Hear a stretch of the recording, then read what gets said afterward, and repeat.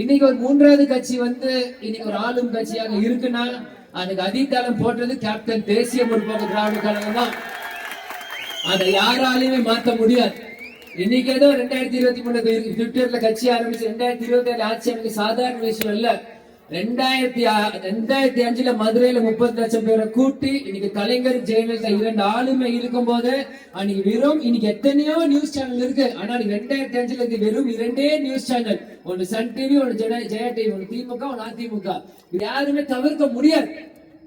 ஏன்னா கேப்டன் சொல்ல காட்டுல யானை நடக்கதான் பாதை உருவாக்கணும். அந்த யானை தான் கேப்டன். அவர் நடந்து மூணாவது கட்சிக்கு பாதையை உருவாக்கணும். இன்னைக்கு நீ வரவங்களுக்கு எல்லாம் கேப்டன் செஞ்ச தவறு செய்யக்கூடாது, கேப்டன் செய்த கோபத்தை காமிச்சிடக்கூடாதுன்னு ஒரு எச்சரிக்கையோட வராங்க. ஆனா எந்த எச்சரிக்கையும் இல்லாம கேப்டன் எதிர்கட்சியில் எச்சரிச்சு வந்த தலைவர் தான் கேப்டன். இன்னைக்கு சட்டமன்றம் நீங்க எல்லாருமே பாக்குறீங்க. இன்னைக்கு நம்ம சட்டமன்றம் இன்னைக்கு எல்லாருமே நம்ம லைவ் பாக்குறோம். அதுக்கு காரணம் 2019 சட்டமன்ற கேப்டன் ஜெயலலிதா நாக்கத்தை துருத்தி பேசினார்ல, அதுதான் அன்னைக்கு கேப்டன் பேசினார்ல.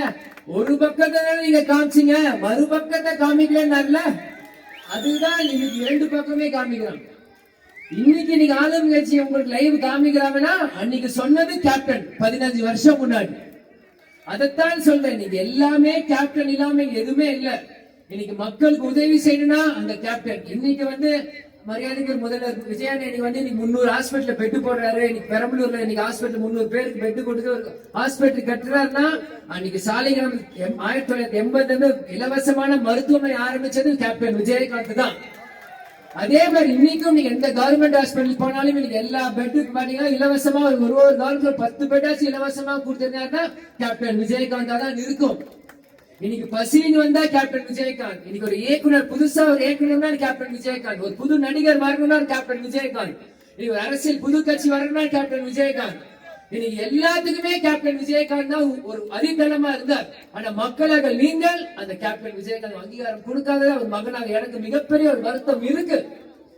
இன்னைக்கு இந்த தேர்தலுக்குள்ள நாங்க ஏதோ டிஃபெண்டர் கார் வாங்கணும்னு அப்படி பேசினாங்க. நான் இன்னைக்கு உங்களை ஆதாரபூர்வமா காமிப்பேன், அது எங்க சொந்த காசுல வாங்கணும்ட்டு. ஆனா சட்டமன்றத்துல ஒருத்தருக்கு தேர்தல் அபிடேவிட்ல 30 லட்சம் ரூபாய் கார் இருக்குன்னு அபிடேவிட்ல ஃபைல் பண்ணி சட்டமன்றத்துல ஐயா எனக்கு கார் இல்லைங்க ஐயா, ஆட்டோல வரங்க ஐயா, வாட்ச்மேன் யாருன்னு கேட்கிறாங்க ஐயான்னு கேட்கும் போது முதல்வர் விஜய் உனக்கு கார் தரேன்றாரு. இதுக்கு என்ன விஜயனோட பெருந்தன்மை கொடுக்கிறார். ஆனா கேட்கிறவர் வந்து அபிடேவிட் தேர்தல்ல 30 லட்சம் ரூபாய் கார் இருக்குன்னு ஃபைல் பண்ணவரு காரே இல்லைன்னு சட்டமன்றத்தில் பேசும்போது இதுல என்ன தெரியுது? இங்க ஏமாற்றுறதுக்கு தான் இடம், உண்மைக்கு இடம் இல்லைன்னு தான் தெரிய வருது. சொந்த காசுல வண்டி வாங்குற எங்களே கேள்வி கேட்கிறாங்க. சொந்த காசை வண்டி வச்சுட்டு வண்டியே ஓசிக்காரு வாங்குறவங்க நீங்க மக்கள் நம்புறாங்க. இதைத்தான் சொல்றேன், ஏமாற்றுறதுக்கு இங்க இடம் இருக்கு, உண்மைக்கு இங்க இடம் இல்லை. சினிமாவில் நடிச்ச தெரிஞ்சவருக்கு அரசியல் நடிக்க தெரியல. அது கேப்டனுக்கு மட்டும் இல்ல, சிவப்பு மஞ்சள் கருப்பு போட கரவேசி கட்ட அனைத்து தேமுதிக தொண்டனுக்கு அதுதான். எங்கள் நடிக்கலாம் தெரியாது. என்ன உணர்வோ அதை காமிப்போம். கோபம் என்பது ஒரு குணம், அது வியாதி இல்லை, ஒரு நோய் இல்லை. கோபம் இருக்கிற இடத்துல தான் குணம் இருக்கும். எங்க அப்பா பாசத்தை காமிப்பார், கோபத்தையும் காமிப்பார். அதை மூணாவது மனுஷனை காமிக்க மாட்டார். அவர் வளர்த்த பிள்ளைகளும் பெத்த மகள் எங்க கிட்ட காமிப்பார். ஆனா மக்கள் அதை நீங்கள் 15-20 வருஷம் முன்னாடி புரிஞ்சுக்கல.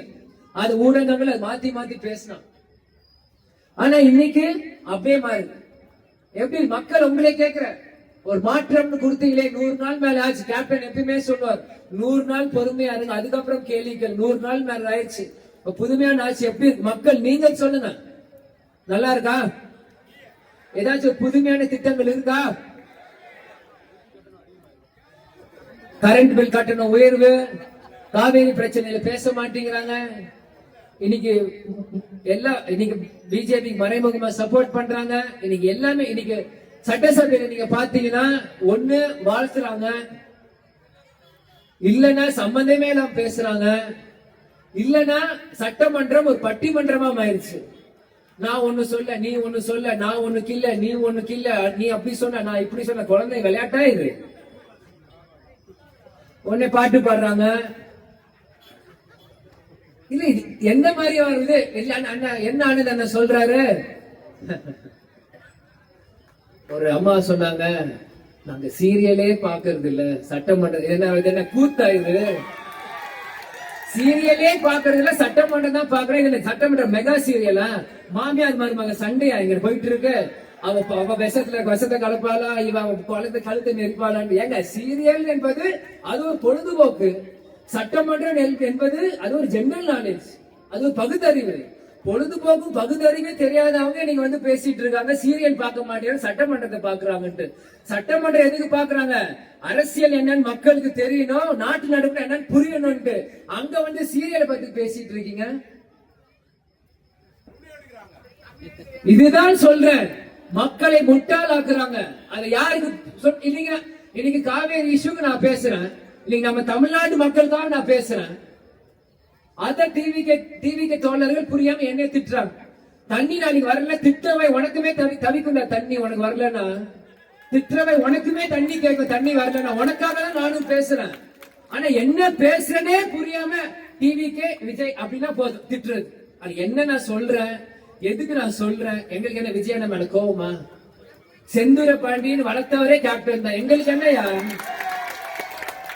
எங்களுக்கு என்ன பொறாம, எங்களுக்கு என்ன கோபம்? நல்ல விஜயனை நல்லா வரட்டுமே, எங்களுக்கு என்ன?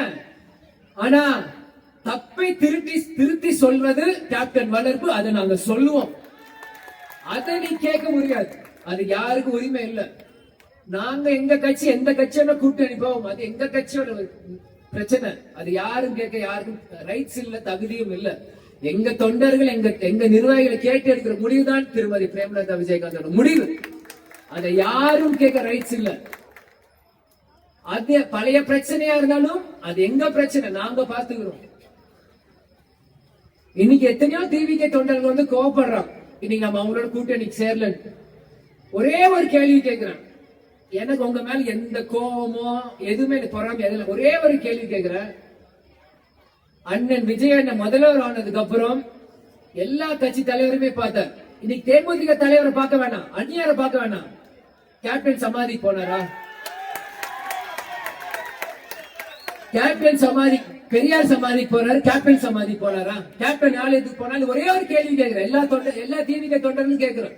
இன்னைக்கு கேப்டன் விஜயகாந்த் விஜயன்னு பேசுறீங்களா? ஒரே ஜெயிச்சதுக்கு அப்புறம் எல்லா கட்சிக்காரும் போனாங்களா? இன்னைக்கு என்னைய பார்க்க வேணாம், திருமதி பிரேமராஜா விஜயகாந்த் பார்க்க வேணாம், தேமுதிக அலுவலகத்துக்கு வர வேணாம், எதுவுமே வேணாம். உங்க அப்பாவை காணும்னு சொன்னீங்க, ஸ்டாலின் ஐயா போய் பாத்தீங்களா? உங்களை வளர்த்த கேப்டன் வந்து பாத்தீங்களா? இதுதான் ஒரே கேள்வி. இதுக்கு யாராச்சும் பதில் சொல்ல முடியுமா? அப்புறம் என்ன, நீங்க என்ன பெரியது, நாங்க என்ன சிறியது கேட்க? அப்ப எவருக்கு எந்த ரைட்ஸ் எங்களை பார்த்து கேள்வி கேட்க? இப்போ ஒரு ஆணைக்கு நான் சொல்லிக்கிறேன், இன்னைக்கு நான் வந்து பேசுறேன்னா இது எங்க அப்பாக்காக. இன்னைக்கு எந்த கட்சி வேணா நீங்க எடுத்துக்கோங்க, ஆரம்பத்துல இருந்து அந்த கட்சியோட தலைவரோட புகைப்படம் மறைவுக்கு பின்னாடி குறைஞ்சிட்டே தான் வரும். ஆனா தேசிய முற்போக்கு திராவிட கழகம் மட்டும் நாங்க பாருங்க, கேப்டனோட புகைப்படம் இன்னும் அதே மாதிரி பெருசா தான் இருக்கும். அந்த எந்த குறையும் எந்த கட்சியும் எடுத்துக்கோங்க, காங்கிரஸ், பிஜேபி, திமுக, அதிமுக, எந்த கட்சியும் எடுத்துக்கோங்க, ஆரம்பிச்ச தலைவர் புகைப்படம் குறைஞ்சிட்டே தான் வரும். தேமுதிக மட்டும்தான் எங்க கடவுள், எங்க கேப்டன் அப்படி இருப்பார், சிங்கர் மாதிரி சிரிச்சுட்டு. ஏன் இதை சொல்றேன்னா, நாங்கெல்லாம் தேர்தல், நாங்கெல்லாம் அரசியல், நாங்க எங்களுக்காக வரல, எங்க தலைவருக்காக நாங்க வந்திருக்கோம், எங்க தலைவர் கொள்கைக்காக நான் வந்திருக்கோம். அங்க கூட பாருங்க, இன்னைக்கு கூட கட் அவுட் வச்சிருக்காங்கன்னா இதை நாங்க பார்த்து வளர்ந்தவங்க தான் எனக்கு தேமுதிக. ஆனா மக்கள் நீங்க சிந்திக்கணும், வருங்காலத்தில் தேசிய முற்போக்கு திராவிட கழகம் முரசுக்கு ஒரு வாய்ப்பு நீங்க கொடுக்கணும். இன்னைக்கு கேப்டன் பிறந்த அன்னைக்கு 10th + 2 மாணவர்கள் நாங்க உதவி செய்யறோம்னா உங்களை ஊக்குவிக்கிறோம். இன்னைக்கு பெண்களுக்கு உதவி செய்யறோம், உங்களுக்கு சப்போர்ட் பண்றோம். இதுதான் தேமுதிக. ஆனால் மீண்டும் மழை ஜாஸ்தி ஆயிடுச்சு. வரவேற்பு அனைவருக்கும் நன்றி கூறி விடைபெறுகிறேன். தேமுதிக அனைத்து தொண்டர்கள்